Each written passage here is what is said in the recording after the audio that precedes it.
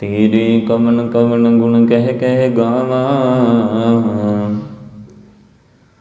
तू साहिब गुणी निधाना। तुमरी महिमा बरन ना सकूं। तू ठाकुर ऊच भगवाना। तू चौ सज्जण मेंढिया डी से उतार। नैन महिंजे तरस दे कद बसी दीदार। सतनाम धन वाहिगुरु साहिब जी।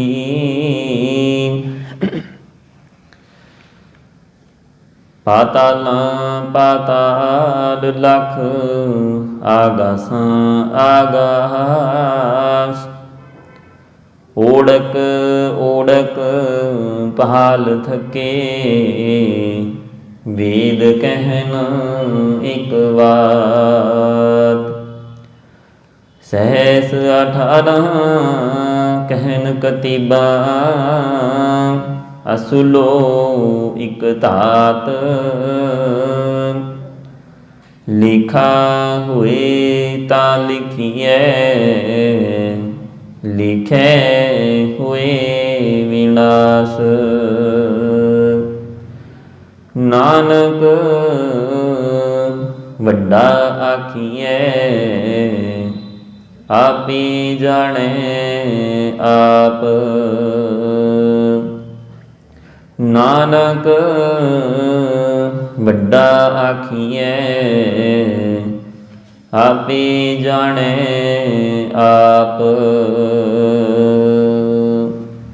जुगो जुगी अटल चवर छतर तख्त दी मालक। राजान राज पानान पान देवान देव उपमा महान।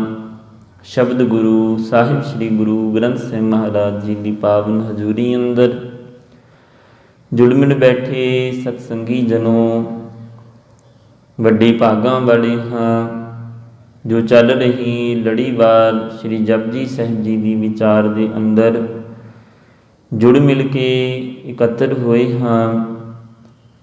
आज ही आप साहिब श्री गुरु नानक देव पातशाह जी के पावन मुखार बिंद तो उचारण की हुई बाणी श्री जपजी साहिब जी की 22वीं पौड़ी की विचार आरंभ करनी है। सो विचार आरंभ करन तो पहला गुरु चरनां दे विच सीस नवाउंदियां रसना पवित्र करदियां गज के फतेह बुलाओ आखो जी वाहिगुरू जी का खालसा वाहिगुरू जी की फतेह। साहिब श्री गुरु नानक देव पातशाह जी इस पावन पौड़ी के द्वारा उस अकाल पुरख की जो वडियाई है उन्होंने समझाने का यतन करते हैं। जिमें कि मन्निया जाता है एक तो है विज्ञानक पक्ष तो एक है मिथ। विज्ञान आखदी है कि इस धरती वर्गियां होर अनेकां धरतियां हैं जिन्हां दे विच इस धरती वर्गा वातावरण है। जिमें इस संसार दे विच इस धरती दे अंदर जीवां दी जिहड़ी कार है कार विहार है वो चलदी है। इहो जिहियां अनेकां गलैक्सियां इस सृष्टि दे विच पाईयां जांदियां हन। ते दूसरे पासे जिहड़ी मिथ है पौराणिक गथावां हन उन्हां दे विच दस्सिया गया है कि इस धरती के हेठां एक होर धरती है जिहदा भार एक धौल रूपी बल्द ने अपने सिंगां दे उपर चुकिया होया है। उहदे हेठां होर धरती है उहदे हेठां होर बल्द है। इस तरह अनेकां ही धरतियां हन जिन्हां दी विचार की गई है। ਜੇ ਅਸੀਂ ਵਿਗਿਆਨਕ ਪੱਖ ਤੋਂ ਵੇਖੀਏ ਤੇ ਜਿਹੜਾ ਭਾਰਤ ਦਾ ਨਕਸ਼ਾ ਹੈ ਉਹਦੇ ਵਿੱਚ ਅਮਰੀਕਾ ਹੈ ਜਿਹੜਾ ਬਿਲਕੁਲ ਦੂਸਰੇ ਪਾਸੇ ਭਾਰਤ ਦੇ ਬਿਲਕੁਲ ਹੇਠਾਂ ਆਉਂਦਾ ਹੈ। ਤੇ ਜੇ ਅਮਰੀਕਾ ਹੈ ਜਿਹੜਾ ਨਕਸ਼ੇ ਦੇ ਵਿੱਚ ਹੇਠਾਂ ਆਉਂਦਾ ਹੈ ਤੇ ਭਾਰਤ ਹੈ ਜਿਹੜਾ ਉਹਦੇ ਵਾਸਤੇ ਪਾਤਾਲ ਹੋਇਆ, ਤੇ ਸਾਡੇ ਵਾਸਤੇ ਭਾਰਤ ਦੇ ਵਾਸਤੇ ਉਹ ਆਕਾਸ਼ ਹੋਇਆ। ਤੇ ਹਜ਼ੂਰ ਇਸ ਪਾਵਨ ਪੌੜੀ ਦੇ ਦੁਆਰਾ ਸਾਨੂੰ ਸਮਝਾਉਣ ਦਾ ਯਤਨ ਕਰਦੇ ਨੇ ਕਿ ਇਸ ਸੰਸਾਰ ਦੇ ਵਿੱਚ ਪਾਤਾਲਾਂ ਪਾਤਾਲ, ਲੱਖ ਆਗਾਸਾਂ ਆਗਾਸ, ਕਿ ਅਨੇਕਾਂ ਹੀ ਲੱਖਾਂ ਹੀ ਪਾਤਾਲ ਹਨ ਤੇ ਲੱਖਾਂ ਹੀ ਆਗਾਸ ਦਾ ਅਰਥ ਹੈ ਆਕਾਸ਼। ਲੱਖਾਂ ਹੀ ਆਕਾਸ਼ ਹਨ, ਜਿਹੜਾ ਇੱਥੇ ਲੱਖ ਦੋਨਾਂ ਸ਼ਬਦਾਂ ਦੇ ਪਾਤਾਲਾਂ ਪਾਤਾਲ, ਲੱਖ ਆਗਾਸਾਂ ਆਗਾਸ, ਇਹ ਦੋਨਾਂ ਸ਼ਬਦਾਂ ਦੇ ਸੈਂਟਰ ਦੇ ਵਿੱਚ ਆਇਆ, ਜਿਹਨੂੰ ਅਸੀਂ ਜਦੋਂ ਵਿਚਾਰ ਕਰਨੀ ਹੁੰਦੀ ਹੈ ਬਾਣੀ ਦੀ ਤੇ ਇਹਨੂੰ ਅਸੀਂ ਦੇਹਲੀ ਦੀਪਕ ਆਖਦੇ ਹਾਂ। ਜਿਵੇਂ ਇੱਕ ਦਰਵਾਜ਼ੇ ਦੇ ਵਿੱਚ ਦੀਵਾ ਜਗਾਇਆ ਜਾਂਦਾ ਹੈ, ਉਹ ਦੇਹਲੀ ਦੇ ਉੱਤੇ ਦੀਵਾ ਜਗਦਾ ਹੈ ਤੇ ਉਹਦਾ ਜਿਹੜਾ ਚਾਨਣ ਹੈ ਉਹ ਬਾਹਰਲੇ ਪਾਸੇ ਵੀ ਹੁੰਦਾ ਹੈ ਤੇ ਅੰਦਰਲੇ ਪਾਸੇ ਵੀ ਹੁੰਦਾ ਹੈ, ਦੋਨੇ ਪਾਸੇ ਭਾਵ ਉਹ ਜਿਹੜਾ ਦੀਵਾ ਹੈ ਚਾਨਣ ਦਿੰਦਾ ਹੈ। ਇਸੇ ਤਰ੍ਹਾਂ ਜਿਹੜਾ ਇਹ ਸ਼ਬਦ ਵਿਚਾਲੇ ਆਏ, ਇਹ ਪਾਤਾਲਾਂ ਪਾਤਾਲ, ਲੱਖਾਂ ਪਾਤਾਲ ਹਨ, ਲੱਖਾਂ ਹੀ ਆਗਾਸ ਹਨ, ਦੋਨਾਂ ਦੀ ਵਿਚਾਰ ਸਾਨੂੰ ਦੱਸਦੇ। ਹਜ਼ੂਰ ਆਖਦੇ ਵੀ ਇਸ ਸੰਸਾਰ ਦੇ ਵਿੱਚ, ਸ੍ਰਿਸ਼ਟੀ ਦੇ ਵਿੱਚ ਅਨੇਕਾਂ ਹੀ ਲੱਖਾਂ ਹੀ, ਜਿਨ੍ਹਾਂ ਦੀ ਗਿਣਤੀ ਨਹੀਂ ਕੀਤੀ ਜਾ ਸਕਦੀ, ਪਾਤਾਲ ਹਨ। ਅਜਿਹੋ ਜਿਹੀਆਂ ਧਰਤੀਆਂ ਹਨ ਤੇ ਅਜਿਹੇ ਆਕਾਸ਼ ਹਨ ਤੇ ਜਿਨ੍ਹਾਂ ਨੂੰ ਭਾਲਣ ਦੇ ਵਾਸਤੇ ਲੋਕ ਲੱਗੇ ਹੋਏ ਹਨ। ਅੰਦਾਜ਼ੇ ਲਗਾਏ ਜਾ ਰਹੇ ਨੇ, ਵਿਗਿਆਨ ਦੀਆਂ ਕਾਢਾਂ ਹਨ ਜਿਹੜੀਆਂ ਨਿਤ ਪ੍ਰਤੀ ਨਵੀਆਂ ਜਿਹੜੀਆਂ ਕਾਢਾਂ ਹਨ ਸਾਡੇ ਸਾਹਮਣੇ ਆਉਂਦੀਆਂ ਨੇ। ਤੇ ਹਜ਼ੂਰ ਆਖਦੇ ਵੀ ਅਖੀਰ ਨੂੰ ਉਹ ਵੀ ਜਿਹੜੇ ਹੱਥ ਹਨ ਉਹ ਖੜੇ ਕਰ ਜਾਂਦੇ ਨੇ ਜਦੋਂ ਉਸ ਪਰਮਾਤਮਾ ਦੀ ਇਸ ਲੇਖੇ ਦੀ ਜਿਹੜੀ ਵਿਚਾਰ ਹੈ ਉਹਦਾ ਜਦੋਂ ਅੰਤ ਨਹੀਂ ਪਾਇਆ ਜਾਂਦਾ। ਹਜ਼ੂਰ ਆਖਦੇ ਓੜਕ ਓੜਕ ਭਾਲ ਥਕੇ, ਅਖੀਰ ਨੂੰ, ਓੜਕ ਦਾ ਅਰਥ ਹੈ ਅੰਤ ਨੂੰ, ਅਖੀਰ ਨੂੰ, ਉਹ ਇਸ ਲੇਖੇ ਨੂੰ ਭਾਲਣ ਦੇ ਵਾਸਤੇ, ਉਹਦੇ ਅੰਤ ਨੂੰ ਪਾਲਣ ਦੇ ਵਾਸਤੇ ਥੱਕ ਜਾਂਦੇ ਨੇ। ਭਾਲ ਥਕੇ ਵੇਦ ਕਹਿਣ ਇੱਕ ਬਾਤ, ਜਿਹੜੇ ਵੇਦ ਹਨ, ਜਿਹੜੇ ਧਾਰਮਿਕ ਗ੍ਰੰਥ ਹਨ, ਉਹ ਇੱਕੋ ਗੱਲ ਹੈ ਜਿਹੜੀ ਉਸ ਨੂੰ ਬਿਆਨ ਕਰਦੇ ਹਨ ਕਿ ਉਸ ਪਰਮਾਤਮਾ ਦੀ ਜਿਹੜਾ ਲੇਖਾ ਹੈ ਉਹਦੇ ਅਖੀਰਲੇ ਪੰਨੇ ਨੂੰ ਅਸੀਂ ਨਹੀਂ ਲੱਭ ਸਕਦੇ, ਅਸੀਂ ਥੱਕ ਗਏ ਹਾਂ ਉਸਦੇ। ਹਜ਼ੂਰ ਆਖਦੇ ਕਿ ਸਾਰੇ ਵੇਦ ਇੱਕ ਜ਼ਬਾਨ ਹੋ ਕੇ, ਜਿੰਨੇ ਵੀ ਸੰਸਾਰ ਦੇ ਵਿੱਚ ਧਾਰਮਿਕ ਗ੍ਰੰਥ ਹਨ, ਸਾਰੇ ਇੱਕੋ ਜ਼ਬਾਨ ਹੋ ਕੇ, ਵੇਦ ਕਹਿਣ ਇੱਕ ਬਾਤ, ਇੱਕੋ ਜ਼ਬਾਨ ਹੋ ਕੇ ਇਸ ਗੱਲ ਦੀ ਗਵਾਹੀ ਦਿੰਦੇ ਨੇ ਕਿ ਸੰਸਾਰ ਦੇ ਵਿੱਚ ਅਨੇਕਾਂ ਹੀ ਪਾਤਾਲ ਹਨ, ਅਨੇਕਾਂ ਹੀ ਆਕਾਸ਼ ਹਨ, ਜਿਨ੍ਹਾਂ ਦੀ ਸ਼ਬਦਾਂ ਦੇ ਵਿੱਚ ਵਿਚਾਰ ਨਹੀਂ ਕੀਤੀ ਜਾ ਸਕਦੀ। ਅਸੀਂ ਬੋਲ ਕੇ ਜਾਂ ਅੰਦਾਜ਼ਾ ਲਾ ਕੇ ਉਸ ਪਰਮਾਤਮਾ ਦੀ ਇਸ ਵਿਸ਼ਾਲਤਾ ਨੂੰ ਅਸੀਂ ਬੰਦ ਨਹੀਂ ਕਰ ਸਕਦੇ ਸ਼ਬਦਾਂ ਦੇ ਦੁਆਰਾ। ਤੇ ਹਜ਼ੂਰ ਆਖਦੇ ਨੇ ਜਿਹੜਾ ਵੀ ਉਹਨੂੰ ਭਾਲਣ ਦੇ ਵਾਸਤੇ ਗਿਆ ਹੈ, ਅਖੀਰ ਦੇ ਵਿੱਚ ਉਹਨੇ ਇਹੀ ਗੱਲ ਆਖੀ ਹੈ, ਓੜਕ ਓੜਕ ਭਾਲ ਥਕੀ, ਕਿ ਮੈਂ ਥੱਕ ਗਿਆ ਹਾਂ, ਮੇਰੇ ਹੱਥ ਖੜੇ ਹਨ ਵੀ ਉਸ ਪਰਮਾਤਮਾ ਦੀ ਇਸ ਸ੍ਰਿਸ਼ਟੀ ਦੇ ਵਿੱਚ ਜਦੋਂ ਅਸੀਂ ਸ੍ਰਿਸ਼ਟੀ ਦੇ ਵੱਲ ਝਾਤ ਮਾਰੀਏ, 84 ਲੱਖ ਜੂਨਾਂ ਮੰਨੀਆਂ ਜਾਂਦੀਆਂ ਨੇ, ਜਿਹੜੀਆਂ ਗਿਣਤੀ ਤੇ ਕਿਸੇ ਨੇ ਕੀਤੀ ਨਹੀਂ, ਪਰ 84 ਲੱਖ ਜਿਹੜੀਆਂ ਜੂਨਾਂ ਹਨ ਉਹ ਮੰਨੀਆਂ ਜਾਂਦੀਆਂ ਨੇ। ਉਹਨਾਂ ਦੇ ਵਿੱਚ ਕਿੰਨਾ ਜਿਹੜਾ ਜੀਵ ਹੈ, ਛੋਟੇ ਤੋਂ ਛੋਟਾ ਜਿਹੜਾ ਜੀਵ ਹੈ ਉਹ ਬਿਆਨ ਕੀਤਾ ਗਿਆ। ਹਜ਼ੂਰ ਆਖਦੇ ਤੇ ਕਣ ਕਣ ਦੇ ਵਿੱਚ ਵਸਦਾ ਪਰਮਾਤਮਾ, ਜਿਹਨੂੰ ਅਸੀਂ ਲੱਭਣ ਦੇ ਵਾਸਤੇ ਤੁਰੇ ਹਾਂ, ਜਿਹਨੂੰ ਪਾਉਣ ਦੇ ਵਾਸਤੇ ਤੁਰੇ ਹਾਂ। ਤੇ ਹਜ਼ੂਰ ਆਖਦੇ ਤੇ ਇੰਨਾ ਕੁ ਸੂਖਮ ਹੈ ਕਿ ਇੱਕ ਛੋਟੇ ਜਿਹਾ ਜਿਹੜਾ ਕੀਟਾਣੂ ਹੈ, ਜਿਹਨੂੰ ਅਸੀਂ ਨੰਗੀ ਅੱਖ ਨਾਲ ਨਹੀਂ ਵੇਖ ਸਕਦੇ, ਉਹਦੇ ਅੰਦਰ ਵੀ ਉਹ ਛੁਪ ਕੇ ਬੈਠਾ ਹੈ, ਜਿਹਨੂੰ ਅਸੀਂ ਮਾਈਕਰੋਸਕੋਪ ਦੇ ਦੁਆਰਾ, ਦੂਰਬੀਨ ਦੇ ਦੁਆਰਾ ਵੇਖਦੇ ਹਾਂ। ਜਿਹੜਾ ਕੀਟਾਣੂ ਸਾਨੂੰ ਨੰਗੀ ਨਜ਼ਰ ਦੇ ਨਾਲ ਦਿਖਾਈ ਨਹੀਂ ਦਿੰਦਾ, ਤੇ ਉਹਦੇ ਅੰਦਰ ਵੀ ਉਹ ਛੋਟਾ ਰੂਪ ਹੋ ਕੇ ਬੈਠਾ ਹੈ, ਜਿਹਨੂੰ ਅਸੀਂ ਵੇਖ ਨਹੀਂ ਸਕਦੇ। ਇੱਕ ਛੋਟੇ ਤੋਂ ਛੋਟੇ ਜੀਵ ਦੇ ਅੰਦਰ ਵੀ ਪਰਮਾਤਮਾ ਦਾ ਵਾਸ ਹੈ इस करके हजूर आखदे उहदे अंत नूं असीं बयान नहीं कर सकते। सहस 18 कहन कतीबां असलों एक धार। सहस 18,000 सहस का अर्थ होंदा है हज़ार, तो 18,000 आलम जिहड़ियां धार्मिक पुस्तकां हन। कहन कतीबां जिहड़े कतीब हन 18,000 कतीब जिहड़े धार्मिक ग्रंथ हैं जिहड़े मन्ने जाते।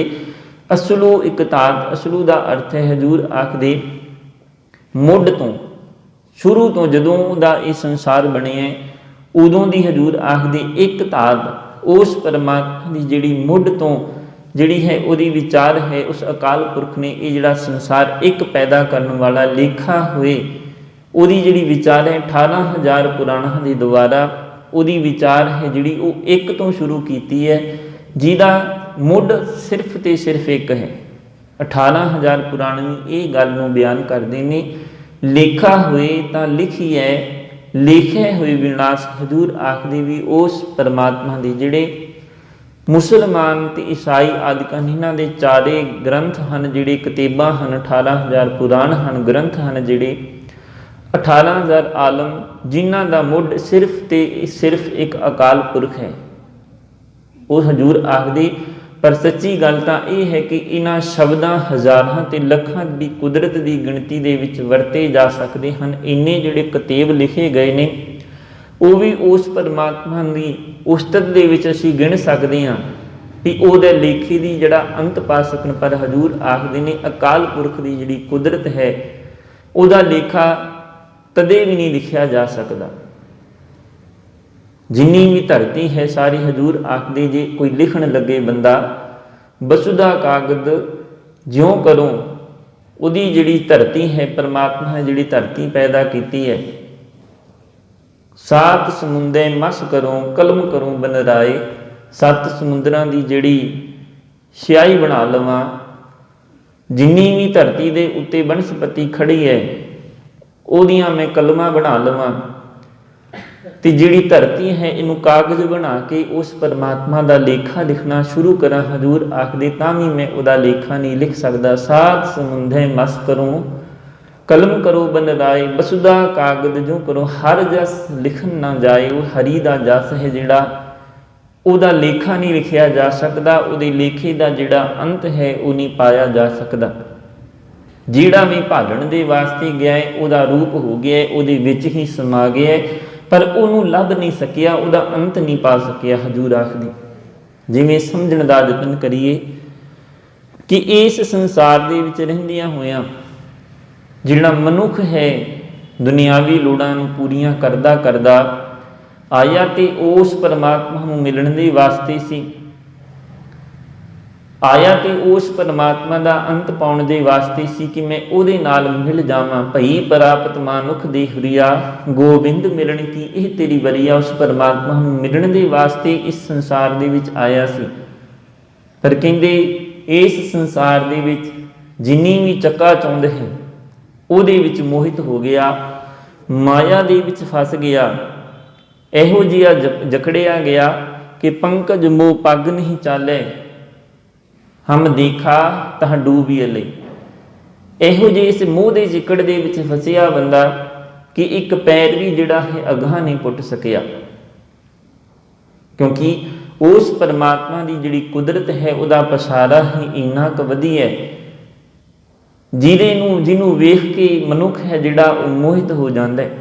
समझण दा यतन करिए किसी शहर दे विच एक अमीर बंदा रहिंदा है ते दूसरे पासे उहदे एक गरीब बंदा रहिंदा है। हुण जिहड़ा गरीब बंदा है उन्हें कदे उस अमीर नूं जिंदगी दे विच कदे किसी अमीर नूं नहीं वेखिया।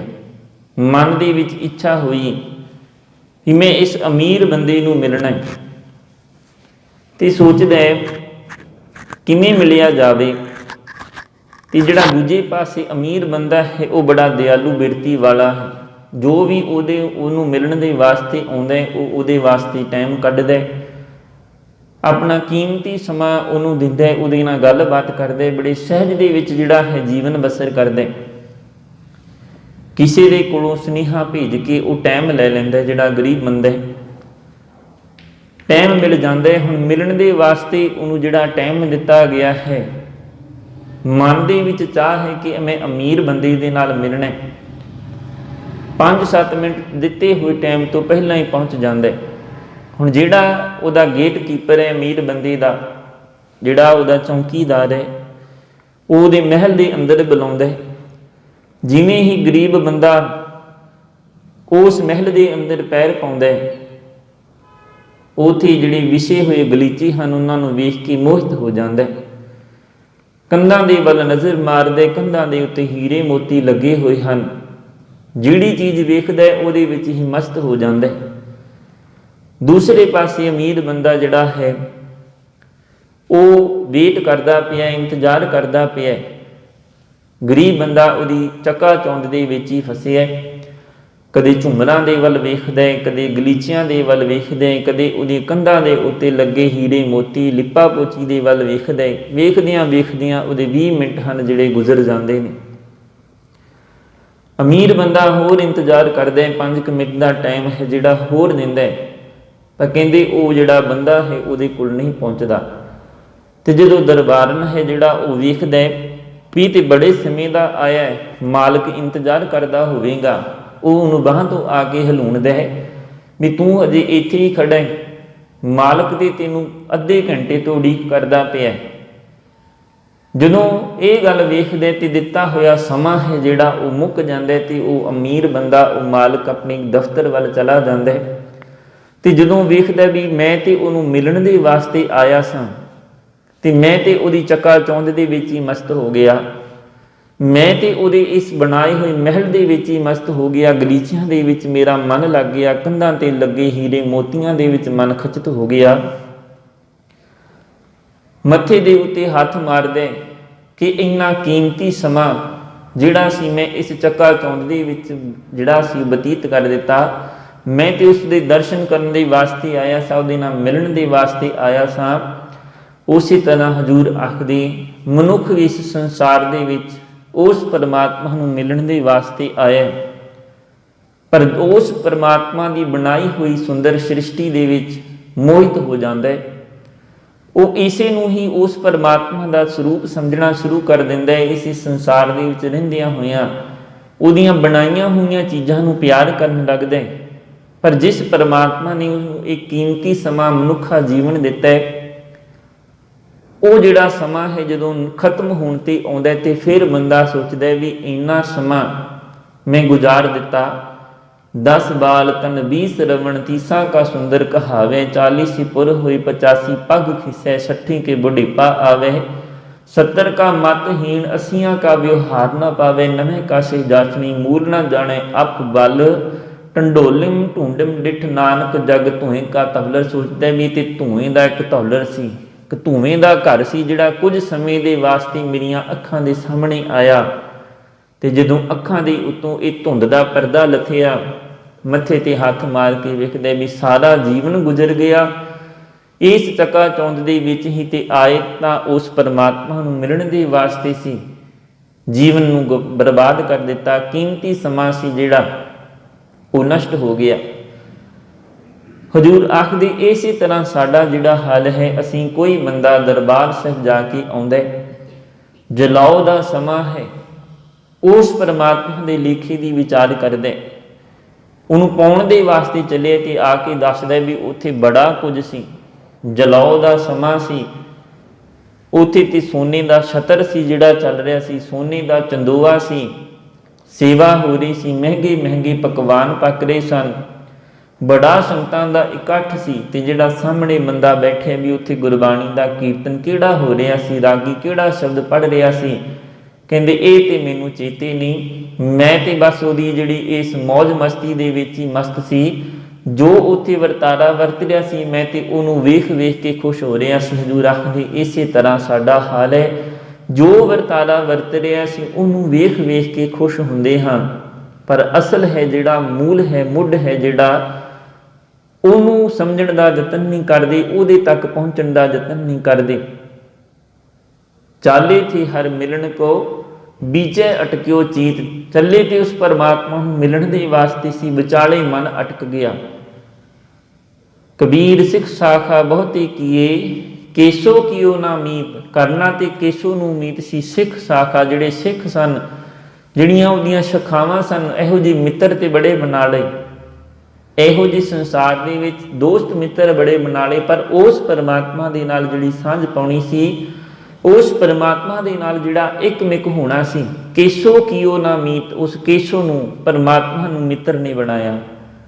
ਹੋਰ ਜਿਹੜੀਆਂ ਉਹਦੀਆਂ ਨਿੱਕੀਆਂ ਮੋਟੀਆਂ ਸ਼ਾਖਾਵਾਂ ਸਨ ਜਾਂ ਛੋਟੇ ਮੋਟੇ ਜਿਹੜੇ ਡੇਰੇਦਾਰ ਸਨ, ਉਹਨਾਂ ਨੂੰ ਅਸੀਂ ਰੱਬ ਮੰਨ ਕੇ ਪੂਜਣਾ ਸ਼ੁਰੂ ਕਰ ਦਿੱਤਾ, ਪਰ ਉਸ ਪਰਮਾਤਮਾ ਨੂੰ ਵਿਸਾਰ ਦਿੱਤਾ। ਚਾਲੇ ਥੇ ਹਰ ਮਿਲਣ ਕੋ, ਵਿਚੇ ਅਟਕਿਓ ਚੀਤ ਚੱਲੇ। ਤੇ ਪਰਮਾਤਮਾ ਨੂੰ ਪਾਉਣ ਵਾਸਤੇ ਸੀ ਰਸਤੇ ਦੇ ਵਿੱਚ ਹੀ ਖਚਿਤ ਹੋ ਗਏ, ਰਸਤੇ ਦੇ ਵਿੱਚ ਹੀ ਜਿਹੜਾ ਜੀਵਨ ਸੀ ਸਾਰਾ ਗੁਜ਼ਾਰ ਦਿੱਤਾ, ਤੇ ਅੰਤਲਾ ਸਮਾਂ ਆ ਗਿਆ। ਫਿਰ ਬੰਦਾ ਪਛਤਾਉਂਦਾ ਵੀ ਮੈਂ ਤੇ ਉਸ ਪਰਮਾਤਮਾ ਦੇ ਲੇਖੇ ਦੀ ਵਿਚਾਰ ਕਰਨ ਦੇ ਵਾਸਤੇ ਆਇਆ ਸੀ, ਮੈਂ ਤੇ ਉਹਦਾ ਅੰਤ ਪਾਉਣ ਦੇ ਵਾਸਤੇ ਆਇਆ ਸੀ। ਹਜ਼ੂਰ ਆਖਦੇ ਲੇਖਾ ਹੋਏ ਤਾਂ ਲਿਖੀ ਹੈ, ਲੇਖੇ ਹੋਏ ਵਿਨਾਸ਼। ਜੇ ਉਹਦੇ ਲੇਖੇ ਨੂੰ ਪਾ ਸਕੀਏ ਤਾਂ ਉਹਦਾ ਲੇਖਾ ਹੈ ਜਿਹੜਾ ਲਿਖਿਆ ਜਾ ਸਕਦਾ, ਨਹੀਂ ਤੇ ਇਸ ਲੇਖੇ ਨੂੰ ਲਿਖਦਿਆਂ ਲਿਖਦਿਆਂ, ਲੇਖੇ ਦਾ ਅੰਤ ਪਾਉਂਦਿਆਂ ਪਾਉਂਦਿਆਂ ਇਹਦੇ ਵਿੱਚ ਹੀ ਬੰਦਾ ਹੈ ਜਿਹੜਾ ਉਹ ਵਿਨਾਸ਼ ਹੋ ਜਾਂਦਾ ਹੈ, ਖਤਮ ਹੋ ਜਾਂਦਾ ਹੈ। ਹਜ਼ੂਰ ਅਖੀਰਲੀ ਪੰਕਤੀ ਦੇ ਅੰਦਰ ਸਮਝਾਉਣ ਦਾ ਯਤਨ ਕਰਦੇ ਨੇ, ਨਾਨਕ ਵੱਡਾ ਆਖੀਐ ਆਪੇ ਜਾਣੇ ਆਪ ਹੀ ਨਾਨਕ।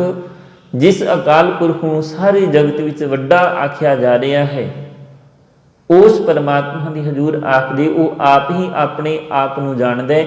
ਆਪੇ ਜਾਣੇ ਆਪ, ਉਹ ਆਪਣੇ ਆਪ ਦੀ ਜਿਹੜੀ ਵਿਚਾਰ ਹੈ ਜਾਂ ਆਪਣੇ ਬਾਰੇ ਜਿਹੜਾ ਕੁਝ ਜੇ ਅਸੀਂ ਉਹ ਤੋਂ ਪੁੱਛੀਏ ਤੇ ਉਹ ਆਪਣੇ ਬਾਰੇ ਦੀ ਜਿਹੜੀ ਵਿਚਾਰ ਹੈ ਉਹ ਆਪ ਹੀ ਦੱਸ ਸਕਦਾ ਹੈ। ਉਹ ਆਪਣੀ ਵਡਿਆਈ ਆਪ ਹੀ ਜਾਣਦਾ, ਤੇ ਕੋਈ ਦੂਸਰਾ ਬੰਦਾ ਉਹਦੀ ਵਡਿਆਈ ਦਾ ਅੰਤ ਨਹੀਂ ਪਾ ਸਕਦਾ। ਵੱਡਾ ਕਰ ਸਲਾਹੀ ਹੈ, ਉਸ ਪਰਮਾਤਮੇ ਨੂੰ ਅਸੀਂ ਵੱਡਾ ਕਰਕੇ ਸਲਾਹ ਤੇ ਸਕਦੇ ਹਾਂ, ਉਹਦੀ ਸਿਫਤ ਸਲਾਹ ਤੇ ਕਰ ਸਕਦੇ ਹਾਂ, ਉਹਦੇ ਗੁਣਾਂ ਨੂੰ ਤੇ ਬਿਆਨ ਕਰ ਸਕਦੇ ਹਾਂ। ਤੇਰੇ ਕਵਣ ਕਵਣ ਗੁਣ ਕਹਿ ਕਹਿ ਗਾਵਾਂ, ਤੂੰ ਸਾਹਿਬ ਗੁਣੀ ਨਿਧਾਨਾ, ਤੂੰ ਤੇ ਗੁਣਾਂ ਦਾ ਖਜ਼ਾਨਾ ਹੈ। ਤੇਰੇ ਕਿਹੜੇ ਕਿਹੜੇ ਗੁਣਾਂ ਨੂੰ ਬਿਆਨ ਕਰਾਂ, ਤੇਰੇ ਕਿਹੜੇ ਕਿਹੜੇ ਗੁਣਾਂ ਨੂੰ ਮੈਂ ਜੀਵਨ ਦੇ ਵਿੱਚ ਵਿਚਾਰਾਂ, ਕਿਹੜੇ ਕਿਹੜੇ ਗੁਣ ਮੈਂ ਧਾਰਨ ਕਰਾਂ। ਤੂੰ ਸਾਹਿਬ ਗੁਣੀ ਨਿਧਾਨਾ, ਤੁਮਰੀ ਮਹਿਮਾ ਤੁਮ ਹੀ ਜਾਣੋ। ਤੇਰੀ ਮਹਿਮਾ ਹੈ ਜਿਹੜੀ ਤੂੰ ਹੀ ਜਾਣ ਸਕਦਾ, ਕੋਈ ਹੋਰ ਬੰਦਾ ਹੈ ਜਿਹੜਾ ਤੇਰੀ ਇਸ ਲੇਖੇ ਦੀ ਵਿਚਾਰ ਨਹੀਂ ਕਰ ਸਕਦਾ। ਸੋ ਹਜ਼ੂਰ ਇਸ ਪਾਵਨ ਪੌੜੀ ਦੇ ਦੁਆਰਾ ਸਾਨੂੰ ਇਹ ਸਮਝਾਉਣ ਦਾ ਯਤਨ ਕਰਦੇ ਨੇ ਕਿ ਇਸ ਸੰਸਾਰ ਦੀ ਚੱਕਾ ਚੌਂਦ ਦੇ ਵਿੱਚ ਉਸ ਪਰਮਾਤਮਾ ਨੂੰ ਅਸੀਂ ਪਾਉਣ ਦੇ ਵਾਸਤੇ ਆਏ ਹਾਂ, ਤੇ ਸਮਾਂ ਅਸੀਂ ਸਾਰਾ ਇਸ ਸੰਸਾਰ ਦੇ ਵਿੱਚ ਇਹਦੀ ਚੱਕਾ ਚੌਂਦ ਦੇ ਵਿੱਚ ਹੀ ਅਸੀਂ ਗੁਜ਼ਾਰ ਦਿੱਤਾ। ਮਾਇਆ ਦੀ ਮੋਹ ਦੇ ਵਿੱਚ ਹੀ ਅਸੀਂ ਫਸੇ ਰਹੇ, ਤੇ ਸਾਰੀ ਜੀਵਨ ਰੂਪੀ ਜਿਹੜੀ ਰਾਤ ਸੀ ਉਹ ਗੁਜ਼ਰ ਗਈ। ਤੇ ਜਦੋਂ ਅੱਖਾਂ ਖੁੱਲੀਆਂ ਉਦੋਂ ਅੰਤਲਾ ਸਮਾਂ ਹੈ ਜਿਹੜਾ ਉਹ ਨਜ਼ਦੀਕ ਆਉਂਦਾ ਪ੍ਰਤੀਤ ਹੁੰਦਾ ਹੈ, ਤੇ ਉਸ ਵੇਲੇ ਬੰਦਾ ਫਿਰ ਪਰਮਾਤਮਾ ਦੀ ਬੰਦਗੀ ਕਰਨ ਦੇ ਬਾਰੇ ਸੋਚਦਾ ਵੀ ਸ਼ਾਇਦ ਹੁਣ ਮੈਂ ਰੱਬ ਦੇ ਨਾਮ ਚੇਤੇ ਕਰ ਲਵਾਂ। ਤੇ ਫਿਰ ਹਜ਼ੂਰ ਆਖਦੇ ਵੀ ਉਸ ਵੇਲੇ ਫਿਰ ਜਿਹੜਾ ਤਨ ਹੈ ਉਹ ਸਾਥ ਨਹੀਂ ਦਿੰਦਾ, ਤਨ ਹੈ ਜਿਹੜਾ ਉਹ ਸਾਥ ਨਹੀਂ ਦਿੰਦਾ, ਅੱਖਾਂ ਹਨ ਜਿਹੜੀਆਂ ਉਹ ਸਾਥ ਨਹੀਂ ਦਿੰਦੀਆਂ। ਨੈਨੋ ਨੀਰ ਬਹਿ ਤਨ ਖੀਨਾ, ਬਾਣੀ ਪੜ੍ਹਨ ਦੇ ਵਾਸਤੇ ਸੋਚਦਾ ਵੀ ਬਾਣੀ ਨੂੰ ਪੜ੍ਹ ਲਵਾਂ, ਅੱਖਾਂ ਦੇ ਵਿੱਚੋਂ ਪਾਣੀ ਵਗਣਾ ਸ਼ੁਰੂ ਹੋ ਗਿਆ। ਤਨ ਹੈ ਜਿਹੜਾ ਚੌਂਕੜੀ ਮਾਰ ਕੇ ਬੈਠਣ ਯੋਗ ਨਹੀਂ ਰਿਹਾ। ਨੈਨੋ ਨੀਰ ਬਹਿ ਤਨ ਖੀਨਾ, ਭਈ ਕੇਸ ਦੁੱਧਵਾਨੀ, ਜਿਹੜੇ ਕੇਸ ਹਨ ਦੁੱਧ ਵਰਗੇ ਚਿੱਟੇ ਹੋ ਗਏ। ਰੂਦਾ ਕੰਠ ਸ਼ਬਦ ਨਹੀਂ ਉਚਰੇ, ਜਿਹੜਾ ਕੰਠ ਹੈ ਗਲਾ ਹੈ ਜਿਹੜਾ ਉਹਦੇ ਵਿੱਚ ਬਲਗਮ ਬਣ ਗਈ, ਸ਼ਬਦ ਨਹੀਂ ਉਚਾਰਿਆ ਜਾ ਰਿਹਾ, ਇੱਕ ਬੋਲ ਨਹੀਂ ਮੁਖ ਤੋਂ ਬੋਲਿਆ ਜਾਂਦਾ। ਤਬ ਕਿਆ ਕਰੇ ਪ੍ਰਾਨੀ, ਫਿਰ ਦੱਸ ਮਨੁੱਖ ਕੀ ਕਰੇਗਾ ਜਦੋਂ ਤੇਰਾ ਸਰੀਰ ਹੀ ਤੇਰੇ ਸਾਥ ਨਾ ਰਿਹਾ, ਤੇ ਉਸ ਪਰਮਾਤਮਾ ਦੀ ਜਿਹੜੀ ਵਡਿਆਈ ਹੈ ਉਹ ਕਿਵੇਂ ਕਰ ਪਾਏਗਾ। ਸੋ ਸਤਿਗੁਰੂ ਜੀ ਅਖੀਰਲੀਆਂ ਪੰਕਤੀਆਂ ਪੜ੍ਹ ਕੇ ਇਸ ਪਾਵਨ ਪੌੜੀ ਦੀ ਸਮਾਪਤੀ ਦੇ ਵੱਲ ਆਈਏ। ਨਾਨਕ ਵੱਡਾ ਆਖੀਐ ਆਪੇ ਜਾਣੇ ਸੋਈ। ਵਾਹਿਗੁਰੂ ਜੀ ਕਾ ਖਾਲਸਾ, ਵਾਹਿਗੁਰੂ ਜੀ ਕੀ ਫਤਿਹ।